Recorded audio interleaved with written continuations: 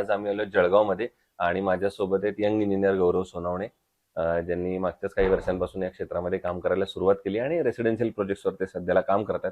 त्यामुळे त्यांचा आजवरचा अनुभव कसा होता या सगळ्या संदर्भात आपण त्यांच्याशी बिल्ड आयकॉन या प्लॅटफॉर्मवर गप्पा मारणार आहोत. त्यामुळे गप्पांची आपण सुरुवात अशी करूया की थोडी तुमची शैक्षणिक पार्श्वभूमी कशी होती, म्हणजे शाळा कुठलं होतं, कॉलेज कुठलं होतं आणि सिव्हिल इंजिनिअरिंग या फील्डमध्ये येण्यामागची प्रेरणा कोणाची होती, काय सांगाल?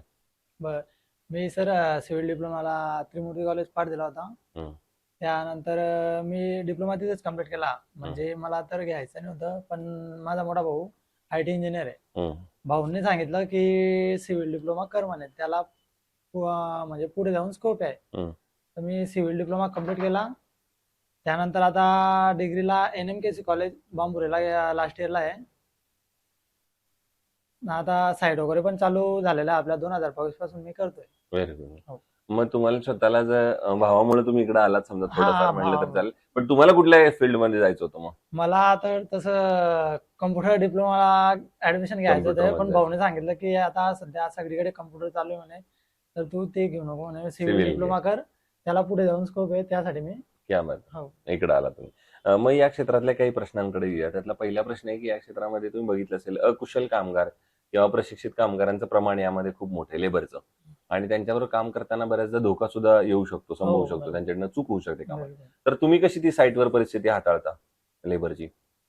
लेबरची म्हणजे त्यांना मी म्हणजे सकाळपासून ते कामाला येतात तेव्हापासून मी त्यांना सांगून देतो की काम वगैरे व्यवस्थित करा. म्हणजे जास्त रिस्क असेल तर 2-3 जण मिळून, म्हणजे 2 जणांचं काम असलं तर तुम्ही ते रिस्क असेल तर 3-4 जण मिळून करा, असं हम्म, सांगत असतो मी त्यांना, वारंवार सांगतो. म्हणजे कसं आता एखादा मजूर जर म्हणजे त्याला दुखापत वगैरे झाली हम्म. तर मग कसं तो 2 दिवस येत नाही, 3 दिवस येत नाही, त्यापेक्षा तुम्ही सांभाळून काम करा, म्हणजे कोणाला दुखापत झाली नको पाहिजे. बरोबर, अगदी हो बरोबर. दुसरं, आता तुम्ही रेसिडेन्शियल मध्ये काम करताय, त्याच्यात एक बरोबर तुम्ही कस्टमरकडनं कायम वाक्य ऐकलं असेल की आमचं बजेट थोडं कमी आहे, एवढ्याच बजेटमध्ये बसवा. बरोबर. तर तुम्ही कशी ती परिस्थिती हाताळता अशा वेळेला? बजेट आणि दर्जा किंवा क्वालिटी हे दोन्हीचा समतोल कसा राखता? बरोबर. म्हणजे आता तर बहुतेक ठिकाणी, आता आपण प्रत्येक ठिकाणी मी साईटवर येतो तर ते पहिले स्टार्टिंगलाच म्हणतात की आमचा बजेट एवढा नाही आहे, आमचा बजेट थोडा कमी आहे, तर तुम्ही त्या बजेटमध्ये आम्हाला करून द्या. हम्म, हम्म. तर मग त्यांना त्या पद्धतीने करून द्यावं लागतं. बरोबर. कारण आपल्याला पण समजून घ्यावं लागतं ना, हम्म, हम्म. त्यांची परिस्थिती एवढी राहत नाही. बरोबर. आपण त्यांच्या परिस्थितीनुसार आपण त्यांना मार्गदर्शन करू शकतो. करू शकतो. हो. बरोबर. म्हणजे आत- कमीत कमी मध्ये कसं होईल चांगलं तेवढं आपण करू बघत शकतो. असतो. हो. बरोबर. आता एक वेगळा प्रश्न आहे थोडासा. तुम्ही मूळचे इथले जळगाव जिल्ह्यातले आहात बरोबर. आणि तुम्ही कन्स्ट्रक्शन इंडस्ट्रीमध्ये काम करता, इंजिनियर. तर जळगाव जिल्ह्याच्या विकासाचं विजन एक इंजिनियर म्हणून जर तुम्हाला विचारलं तर तुम्हाला काय वाटतं, आता कुठल्या क्षेत्रांवर काम केलं पाहिजे, तर कुठल्या सेक्टरवर काम केलं गेलं पाहिजे असं तुम्हाला वाटतं, जर जळगावचा एक सर्वांगीण विकास येणाऱ्या 15-20 वर्षात आपल्याला बघायचा असेल तर? विकास म्हणजे तर आता जळगावमध्ये म्हणजे सर आपण म्हणू शकतो की फॅक्टरी वगैरे नाही आहे. हम्म, हम्म. मजूर जास्त आहे, पण मग आता काम पण भरपूर पण आहे, पण मग मजूर आता सध्या भेटत नाही. तर आपण ते काय ते अशी फॅक्टरी म्हणजे आणू शकतो जळगावमध्ये, तर मजुरांना पण आपल्यामुळे चांगलं मार्गदर्शन भेटायला पाहिजे. त्यात मजूर म्हणजे आता असं झालंय सर, काम भरपूर आलेलं आहे आणि मजूर कमी आहे. बरोबर, बरोबर. त्यासाठी आपण विकासासाठी आपण फॅक्टरी वगैरे आणू शकतो जळगावमध्ये. आणू शकतो. बरोबर. हो. पण मग जर चांगल्या इंडस्ट्रीज इथं आणायच्या असतील तर मग शासनानं काय पावलं उचलली पाहिजेत असं तुम्हाला वाटतंय, की त्यामुळे लवकर लवकर इथे इंडस्ट्रीज येतील? शासनाने सांगितलं पाहिजे की नाही, उलट शासनाने दिलं पाहिजे.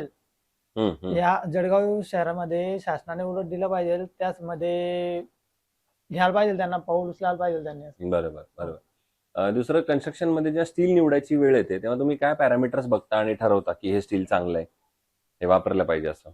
स्टील तर आता सध्या तुमची एजन्सी ती भूषण पोराकडे मसाला, त्यांनीच सांगितलं आम्हाला, पहिल्यापासून त्यांनीच सांगितलंय की आम्ही पहिले तर म्हणजे सुरुवातीला पोलाद वापरत होतो. हम्म, हम्म. पण मग विषय असा झाला की सरांनी सांगितलं, तुमचे जळगावचे पण सर आले होते, ते आता खाली बसले, त्यांचं नाव वगैरे माहिती मला. त्यांनी सांगितलं, त्यांनी आम्हाला प्रोजेक्ट वगैरे दाखवलं, त्यांनी रजिस्ट्रेशन वगैरे केलं की आयकॉन वापरा, आयकॉन स्टील, तर त्यात म्हणजे एकदम भारी स्टील आहे असं सांगितलं त्यांनी. मग तेव्हापासून आम्ही आता 1.5 ते 2 वर्षापासून आयकॉन स्टीलच वापरतो. वापरतो. बरोबर आहे. मग कसा आहे तुमचा आयकॉनचा अनुभव, त्यांची सर्व्हिस, क्वालिटी, कॉस्ट? क्वालिटी पण चांगली सर आणि सर्व्हिस पण चांगली त्यांची. बरोबर. जेव्हा पाहिजे तेव्हा अवेलेबल असतं, काय टेन्शन नाही. ठीक आहे. आणि आता अगदी शेवटचा प्रश्न, ते म्हणजे या फील्डमध्ये तुमच्यासारखे जे आता तरुण इंजिनियर्स येतात, बरोबर. मित्र येतात तुमचे, बरोबर. ज्युनियर्स येतात, त्यांना तुम्ही काय सल्ला द्याल या क्षेत्रात येण्यापूर्वी?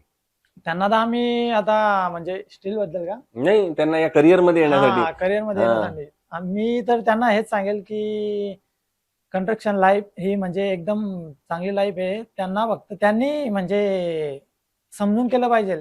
त्यांनी आळशीपणाने केला पाहिजे त्या कामामध्ये. कारण आपल्याला आपण जेवढं काम करू तेवढं आपल्याला साईट आणि क्वालिटी द्यायला पाहिजे आपण. बरोबर, अगदीच. क्वालिटीमुळे पण म्हणजे आपल्याला काम भेटू शकता पुढे. आपण बरोबर. जेवढी क्वालिटी देऊ तेवढे आपण लोक आपल्याला कामात येतील. देतील. क्या बात आहे. सो हे होते इंजिनियर गौरव सोनावणे आणि त्यांनी सांगितलं त्याप्रमाणे तुम्ही जर चांगलं दर्जेदार काम केलं तर तुम्हाला नक्कीच लोक तुमच्या कामाचं अप्रिसिएशन करतील आणि अजून पुढची कामं मिळायला तुम्हाला सोपं होईल. हो. पुन्हा एकदा आपले मनापासून आभार की तुम्ही आलात त्याबद्दल आणि भविष्यात सुद्धा आता अशाच आयकॉनिक प्रोजेक्टची निर्मिती आपल्या हातून घडावी याच आयकॉन स्टील तर्फे मनपूर्वक शुभेच्छा. चालेल. Thank you very much.